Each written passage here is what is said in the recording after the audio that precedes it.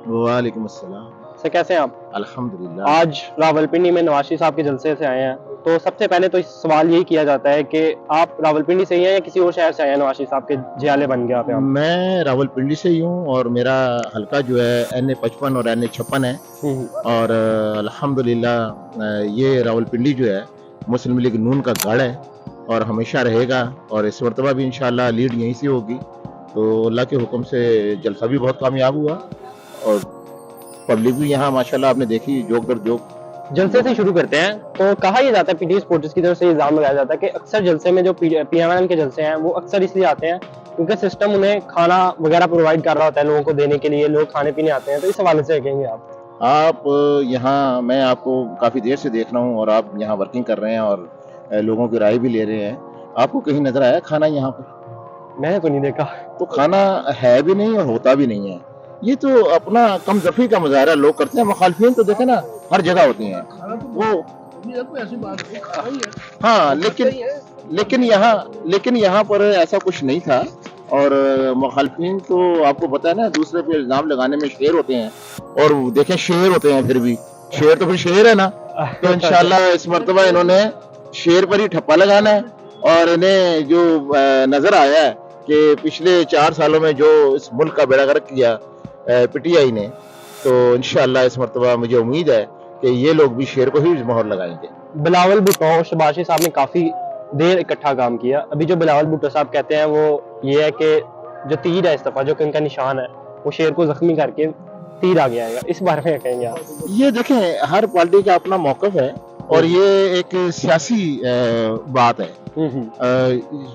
बात यह है कि पीपल्स पार्टी या मुस्लिम लीग ये दो अलग अलग चीजें नहीं है। देखिए पार्टी हर एक का अपना हक है। जी सियासी वो अपनी वो अपनी पार्टी को मतलब प्रमोट करने की बात करते हैं, हम अपनी पार्टी को प्रमोट करने की बात करते हैं। तो ये एक सियासी बात है, इसमें कोई ऐसी बात नहीं है।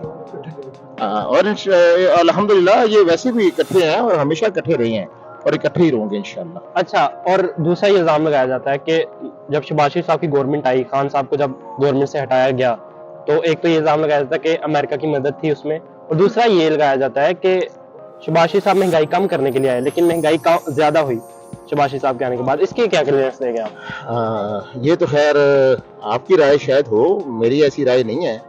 जब से शहबाज शरीफ साहब आए हैं इकोनॉमी भी मतलब कंट्रोल की है उन्होंने, और इस वक्त जब से मियां नवाज शरीफ आए हैं और इकोनॉमी जो है एकदम संभाला, स्टॉक एक्सचेंज जो है एकदम ऊपर गई है।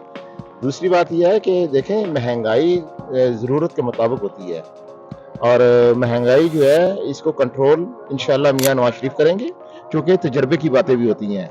इन्हें तजर्बा है मियां नवाज शरीफ साहब को, ये अपनी तजर्बे से डॉलर भी नीचे लेकर आएंगे, महंगाई भी नीचे लाएंगे और गरीब के लिए रोटी भी नीचे लेकर आएंगे। जलसे में जो देखा गया, लोग बड़े जो है जोशो खरोश से यहाँ पे थे लोग। मैंने पहली दफा आया हूँ यहाँ पे क्योंकि इस एरिया में पहली दफा आया हूँ, लेकिन रावलपिंडी में कभी नवाज शरीफ साहब या पीएमएल का जो बंदा खड़ा होता है वो जीता नहीं। इसके पीछे क्या वजह? शेख रशीद साहब जीते पिछली दफा भी, उससे पिछली दफा भी शेख रशीद साहब जीते। नहीं, ऐसी बात नहीं है। बात यह है कि मियां ये जो शेख रशीद साहब जीते हैं ये तो पीटीआई के दौर में जीते हैं। इससे पहले तो नून जब भी ये शेख साहब जीते हैं वो मियां नवाज शरीफ की कांधे पे चढ़ के वो जीते हैं, और मियां नवाज शरीफ का उनके आशीर्वाद था। तो वो तब यहाँ इतना आप देखें कितना कॉलेज स्कूल यहाँ रावलपिंडी में बना है।